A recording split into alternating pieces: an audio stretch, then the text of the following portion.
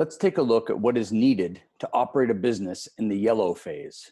Our purpose is that you will walk away with not just an overview, but an actionable plan to comply with Pennsylvania's policies on COVID-19. While this public information and documentation can be found in several places, the Department of Community and Economic Development is going to keep their site up to date, and it's actually pretty easy to navigate. I will be using their website in this video. However, from now on, I'm just going to call it the DCED webpage, so I don't have to say the big word again. Additionally, at the H&H Group, we have created and are posting more videos like this one to help our community with the COVID-19 day-to-day concerns. We hope that you find value in them. And if there is a topic that you would like to see covered specifically, give me a call. My name is Mike at 717-676-0788.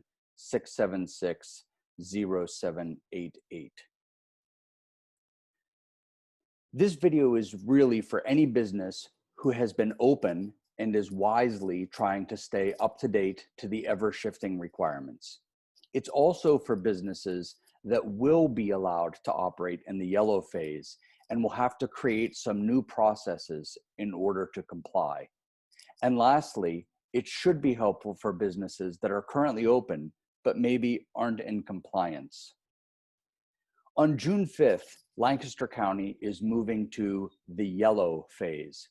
While this provides some relief for businesses, it's not a back to normal type of order, just a back to modified business order. There are still some businesses that will be prohibited from operating. Indoor recreation, health and wellness facilities, personal care services like gyms, spas, hair salons, nail salons, and other entities that provide massage therapy, and all entertainment like casinos and theaters are going to remain closed in the yellow phase. Restaurants and bars will be limited to carry out and delivery, and possibly outdoor dining with acceptable social distancing and some other rules will be allowed.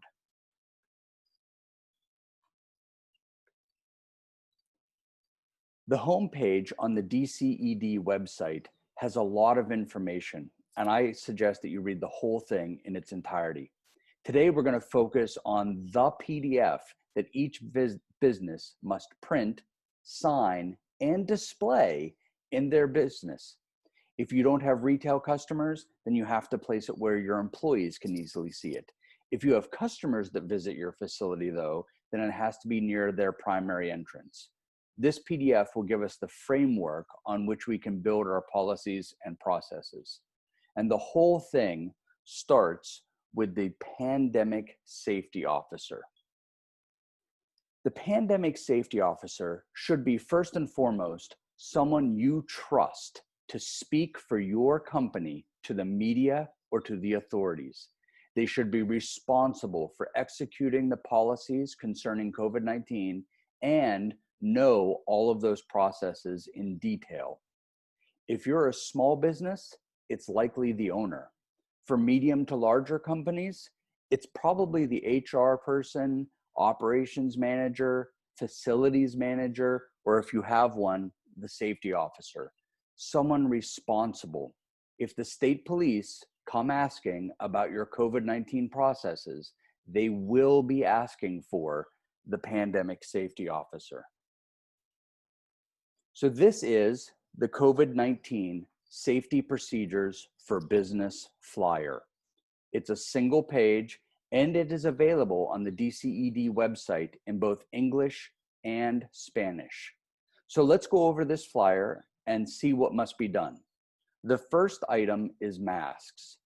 The government's policy states that an employer must provide masks for their employees and mandate their proper use while at work.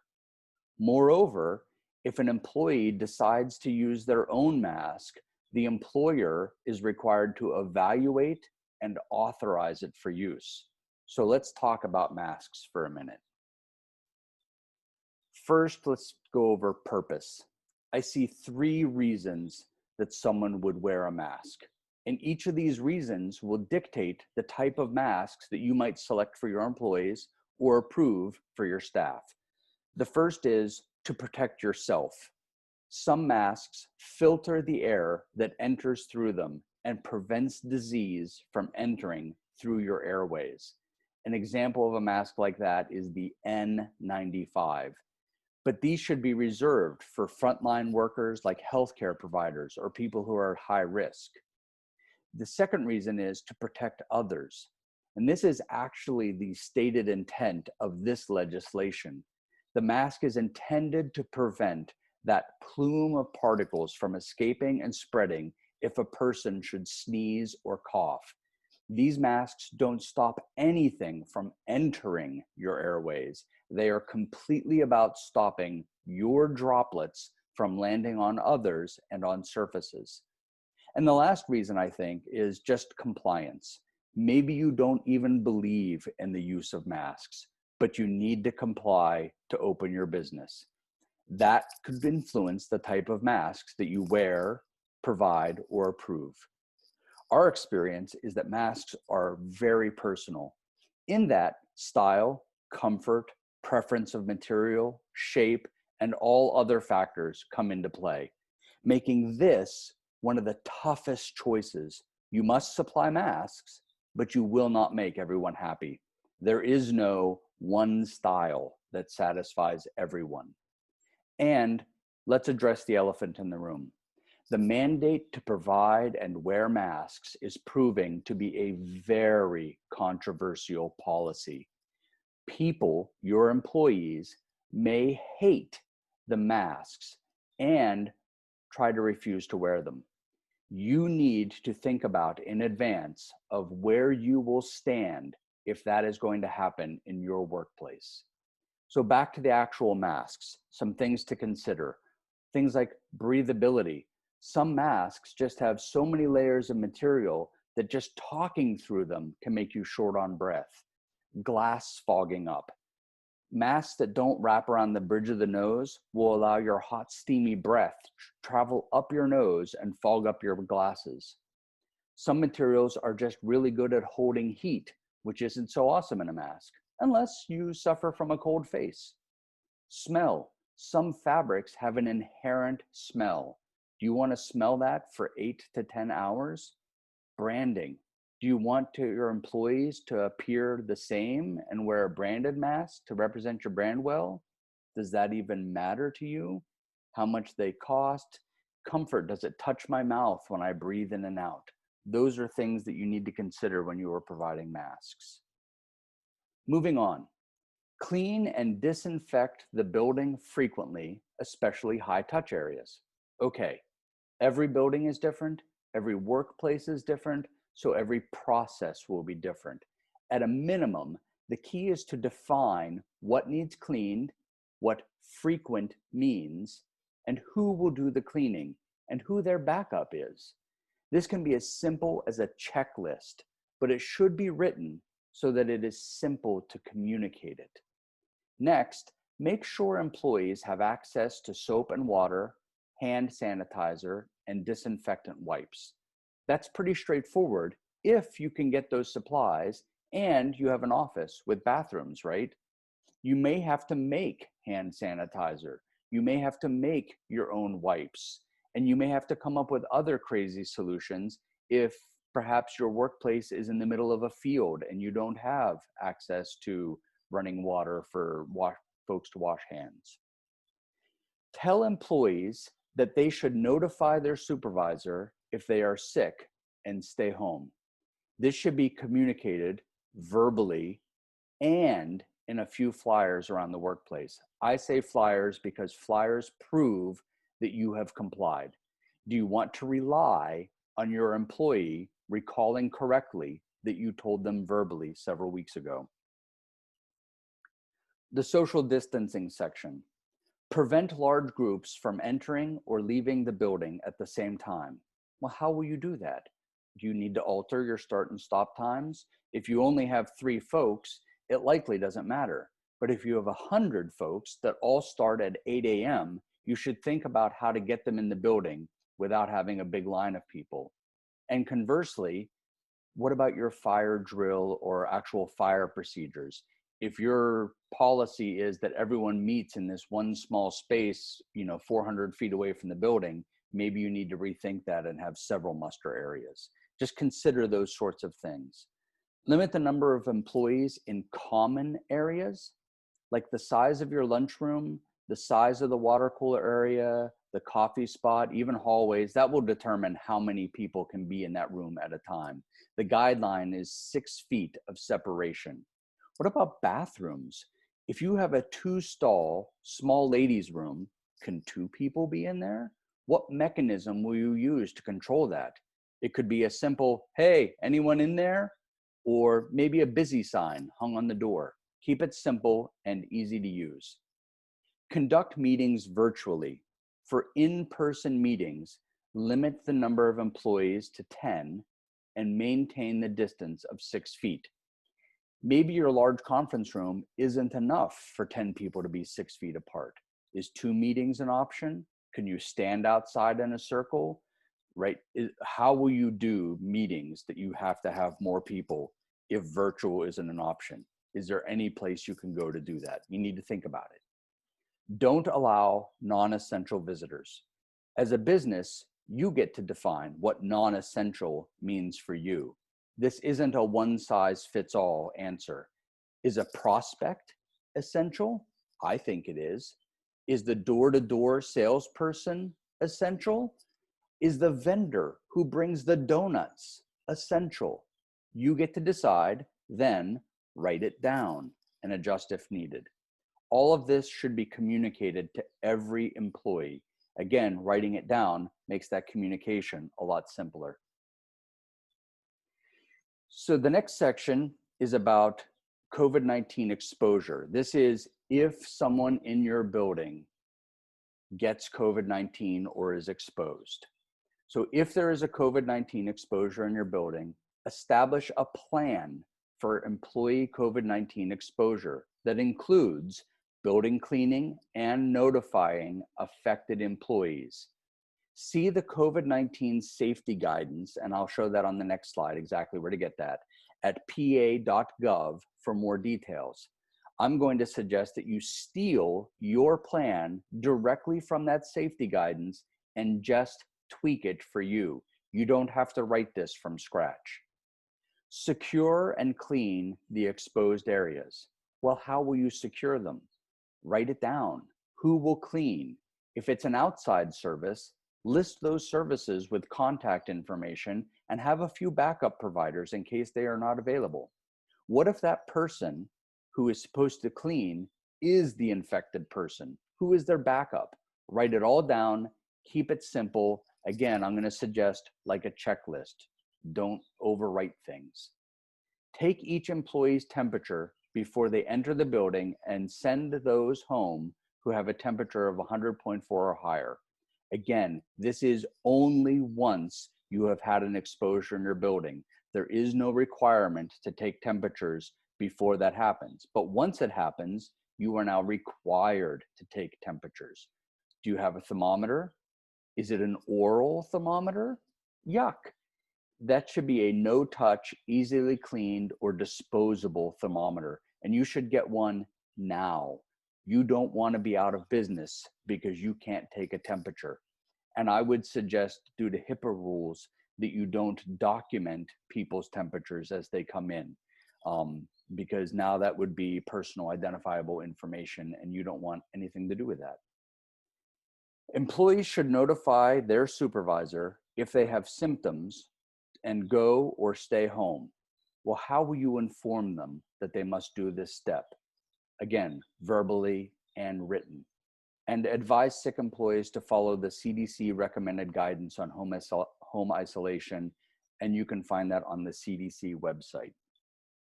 Here is the page, this link right beside the red arrow that says this new guidance is where you can download the document that you should take your COVID exposure documentation directly from. Again, just tweak for your operation what needs to be clarified for your needs and your employees. So this next section, the additional safety guidance, Conduct business with the public by appointment only when possible. I said that wrong. Conduct business with the public by appointment only when possible. I think that's actually pretty easy and not much need to discuss that further. The next one, though, is really tricky. Limit the number of people inside the building to no more than 50% of the total maximum occupancy. How do you track that? My guess is that nobody really tracks that at this point, except some nightclubs where they have someone at the door who is keeping track of how many people come in. How will you track it? Someone at the door, someone assigned to keep track of how many people went in and went out? What if you have two doors? Do they have radios or some kind of app to keep track of who went in and who went out? This one feels very overwhelming. Disclaimer, I am not a lawyer. This is not legal counsel. I would create a process that is manageable, consistent, and shows good faith. Seriously, if you think this is going to be an issue for your business, consult your legal counsel. Weigh your risks versus the burdens of compliance. Also, just like the masks, what are your intentions if a customer fails to heed your postings or requests? You should think about that ahead of time. Lastly, in this little section, modify business hours so that there is enough time to clean and restock. This really affects 24-hour retail centers. Will you shut down completely or maybe do rolling shutdowns, close this section for an hour, this section for an hour, or use some other method? Have these discussions with the leaders in your business and also reach out to your industry's state and regional alliances. Folks like the Restaurant Association, the Retailers Association. There's an association for golf courses in South Central PA. What are they suggesting? Install shields at checkout areas to separate cashiers and customers. While it's possible that you could have accomplished everything so far with little to no cash out of pocket, these shields are not easy or maybe even possible to make at home, and they're not cheap. To give you an idea, we sell a 2-foot by 3-foot shield with feet to stand alone for a little over $100.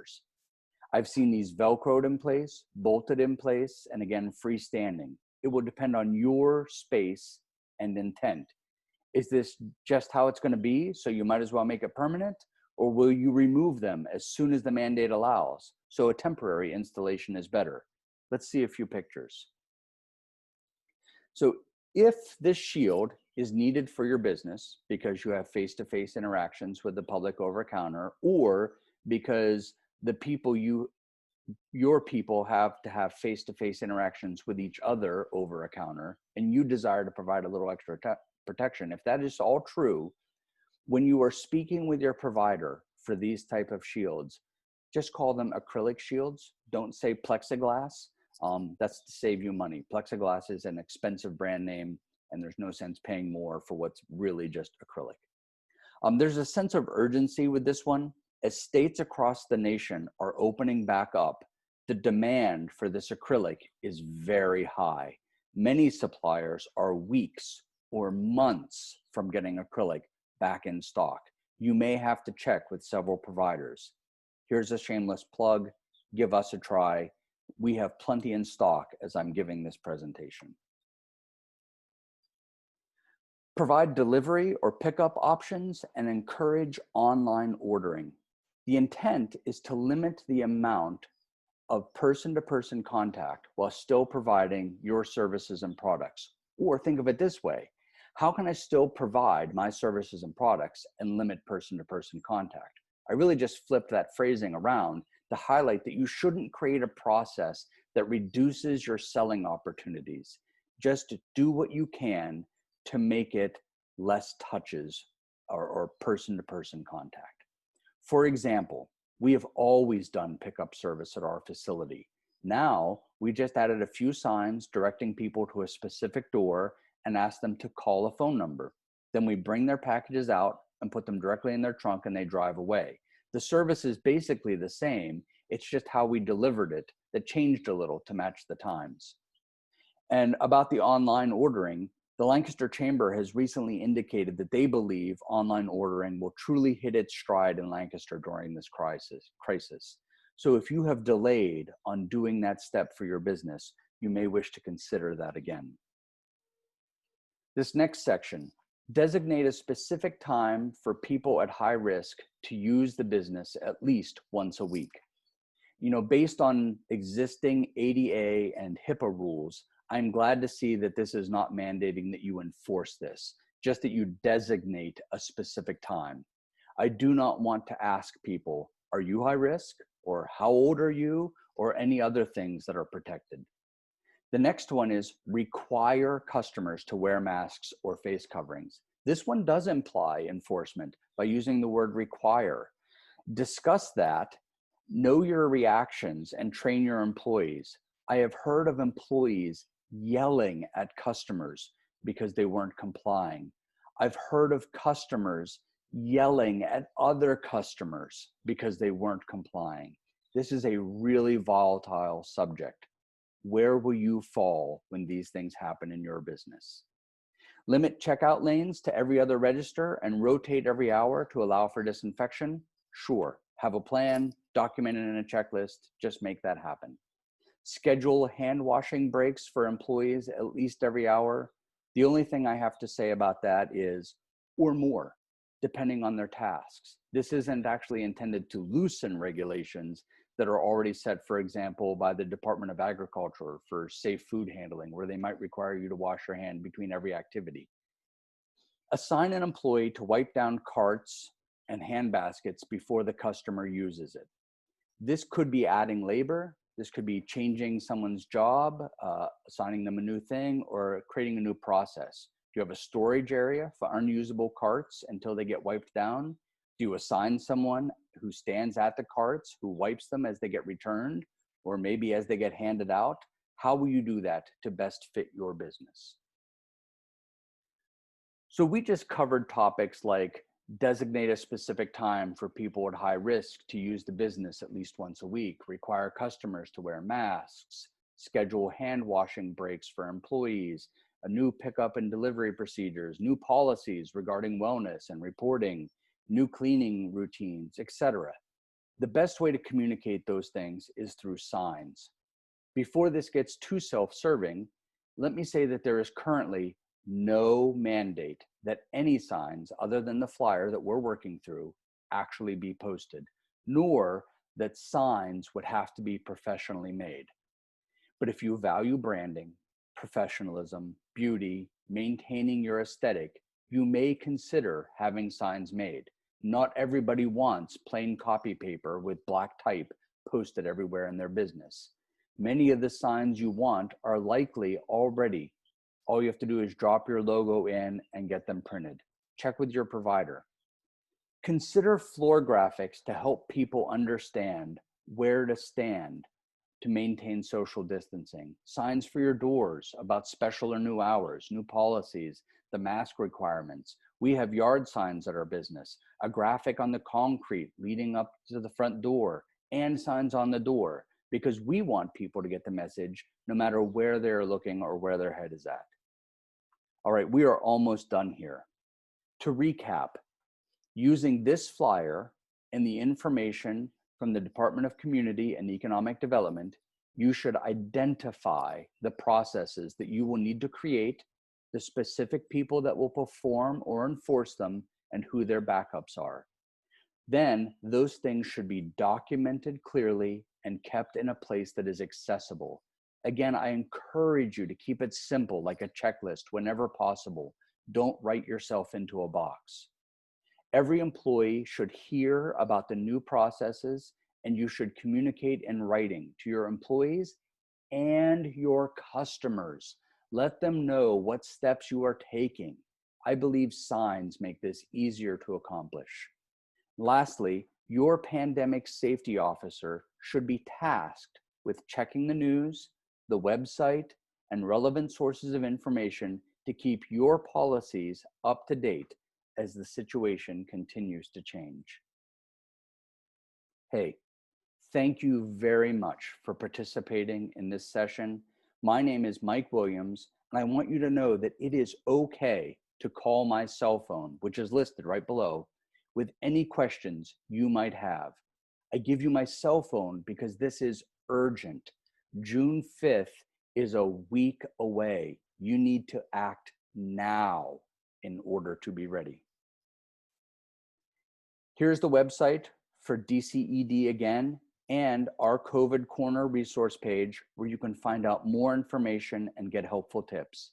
Please feel free to share anything you have seen here. Thank you.